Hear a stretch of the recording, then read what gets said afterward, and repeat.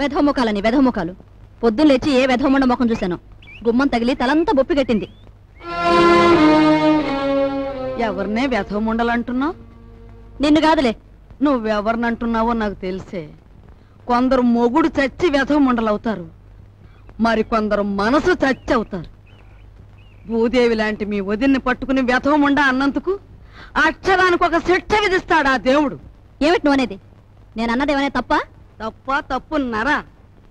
మొగుడు చచ్చి అత్తారింటి నుంచి పుట్టింటికి వస్తారే కాని నీలాగా మొగుడుతో పాటు పుట్టింట్లో తిష్ట వేసి ఇంటి దొంగలాగా కన్నాలు వేసేవాళ్ళు వాళ్ళకంటే నికృష్టులని తెలుసుకోవే. కూతురనే ఇది కూడా లేకుండా వాగుతున్నావు. నీకు పిచ్చెక్కింది. పిచ్చే.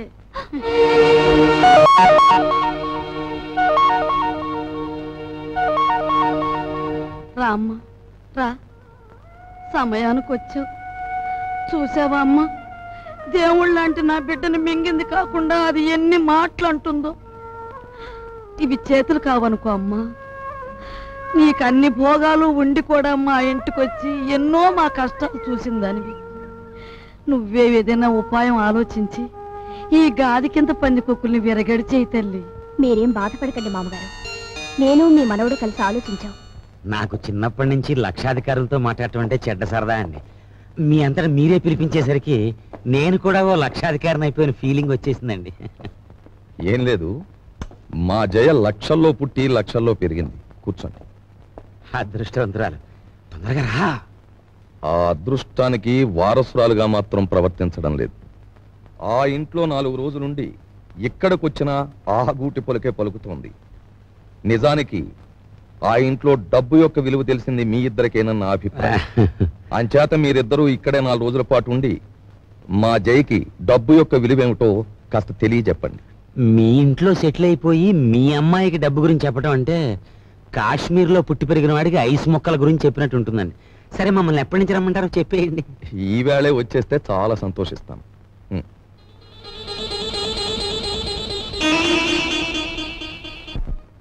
వరాలు,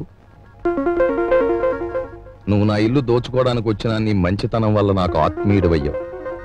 ఇప్పుడు ఇంట్లో సంసారాలని కూల్చేసే నీచులైన 2 దొంగల్ని ప్రవేశపెట్టాను. నువ్వెలాగైనా వాళ్ళని ఇనపెట్టి కట్టేసి నువ్వెన్ని బాధలు పడ్డావో అన్ని వాళ్లకు రుచి చూపించి వాళ్ళకు బుద్ధొచ్చి లెంపలేసు పారిపోయేలా చెయ్యాలి. ఏం చేస్తావు?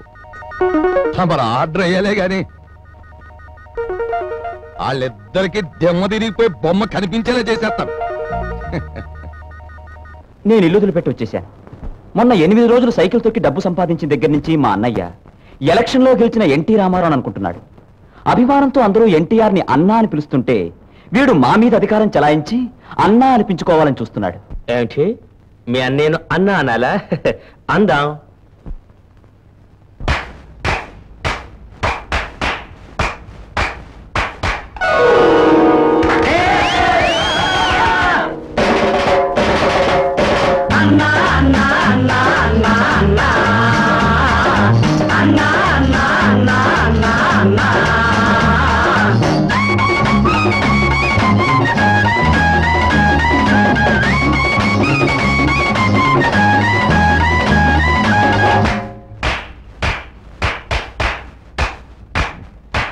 అన్నలో అన్న, అన్నలకే అన్న, అన్నలో అన్న, ఎవరేమనుకున్నా అన్నలో అన్న, అందరిలో విన్న అన్నలో అన్న.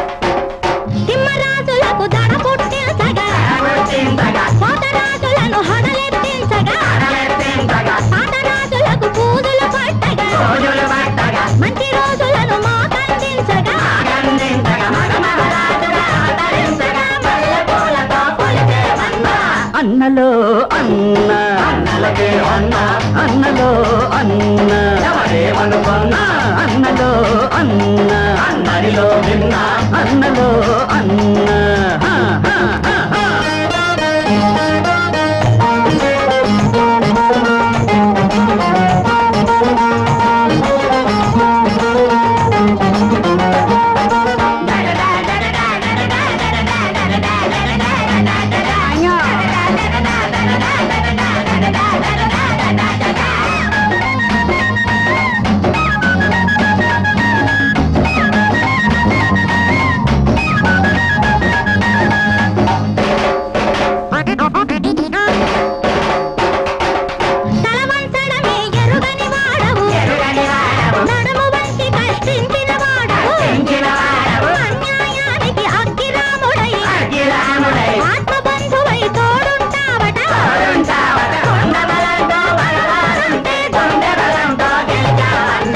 అన్నలో అన్న అన్నలకే అన్న అన్నలో అన్న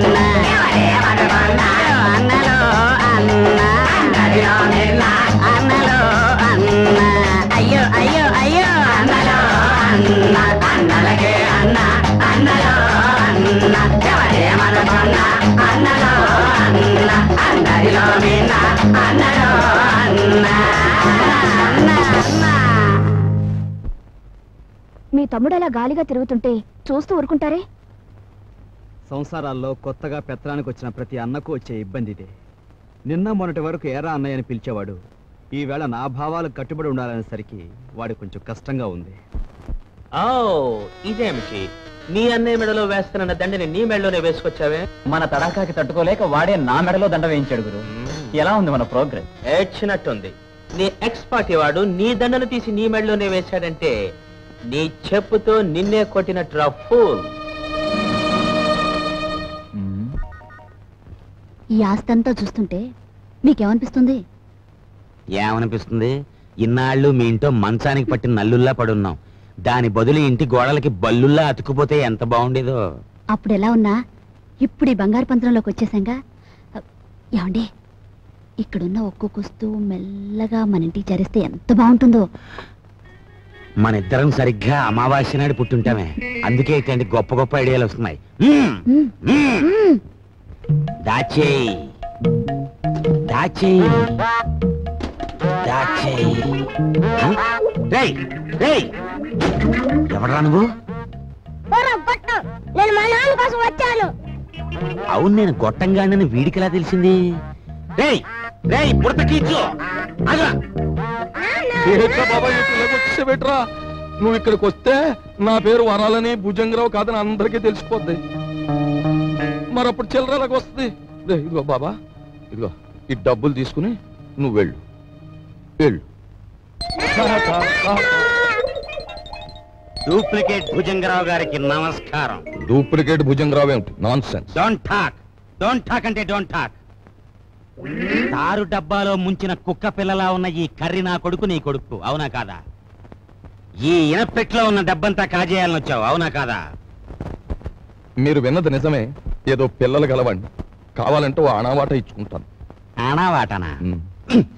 కొట్టానంటే కొత్తిమీర చట్నీ అయిపోతుంది నీ మోఖం. హలో, నన్ను ఇక్కడికి పంపించిన మా బాసు నాకు ₹10 వాటా ఇస్తా అన్నాడు.